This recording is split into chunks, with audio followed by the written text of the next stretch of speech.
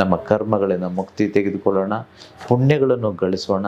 ಈ ಪ್ರಪಂಚದಲ್ಲಿರುವ ಎಲ್ಲ ಸುಖಗಳನ್ನು ಅನುಭವಿಸುವಂಥವ್ರು ನಾವಾಗೋಣ. ಈ ಪ್ರಪಂಚದಲ್ಲಿರುವ ಭೌತಿಕ ಸೃಷ್ಟಿಯಲ್ಲಿರುವ ಎಲ್ಲವನ್ನೂ ಅನುಭವಿಸೋದಕ್ಕೆ ನಮ್ಗೆ ಬೇಕಾಗಿರೋದು ಈ ಹಣ, ಆಸ್ತಿ, ಐಶ್ವರ್ಯಗಳು. ಇದನ್ನು ಪಡ್ಕೊಳ್ಳೋದು ಹೇಗೆ ಅಂತ ನಾವು ಕಲ್ತ್ಕೊಳ್ಳೋಣ. ಈ ತುಳಸಿ ಗಿಡ ನೀವು ನೋಡಿದ್ದೀರಲ್ವಾ? ಎಲ್ಲ ಶ್ರೀಮಂತರು, ನೀವು ದೊಡ್ಡ ಶ್ರೀಮಂತರು ಹೇಳ್ತಿದ್ದಾನೆ, ಇವರೆಲ್ಲರಿಗೂ ಇದೊಂದು ಗೊತ್ತಿದೆ. ಯಾವ ತುಳಸಿ ಗಿಡನ ಎಲ್ಲಿ ನೆಡಬೇಕು, ಅಲ್ಲ ಮನೆಯ ಮುಂದೆ ಯಾವ ಭಾಗದಲ್ಲಿ ನೆಡಬೇಕು, ಯಾವತ್ತು ತುಳಸಿ ಗಿಡನ ಮುಟ್ಟಬೋದು, ಯಾವತ್ತು ಮುಟ್ಟಬಾರ್ದು, ಯಾರು ಮುಟ್ಟಬಾರ್ದು, ಯಾವತ್ತು ನೀರು ಹಾಕಬೇಕು, ಯಾವತ್ತು ಪೂಜೆ ಮಾಡಬೇಕು, ಯಾವತ್ತು ಪೂಜೆ ಮಾಡೋಂಗಿಲ್ಲ, ಇವೆಲ್ಲದರ ಬಗ್ಗೆ ನಾನು ನಿಮಗೆ ಹೇಳ್ಕೊಡ್ತೇನೆ. ತುಂಬ ಇಂಪಾರ್ಟೆಂಟ್ ಇದು. ನಮ್ಮ ಸನಾತನ ಧರ್ಮದಲ್ಲಿ ಇರುವಂಥದ್ದು ಇದು.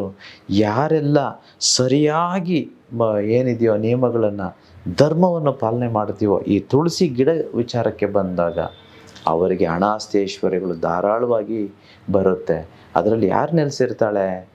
ಮಹಾಲಕ್ಷ್ಮಿ ನೆಲೆಸಿರ್ತಾರೆ, ವಿಷ್ಣು ನೆಲೆಸಿರ್ತಾರೆ.